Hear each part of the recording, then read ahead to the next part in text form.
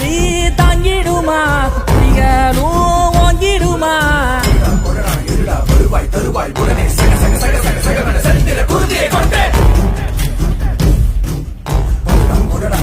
வருவாய் தருவாய் உடனே சக சக சக சக சக செந்திர குருதியை கொண்டே மாமழை பெய்திடுமா மாநிலம் ஓங்கிடுமா கொப்புகடி தாங்கிடுமா புலிகளும்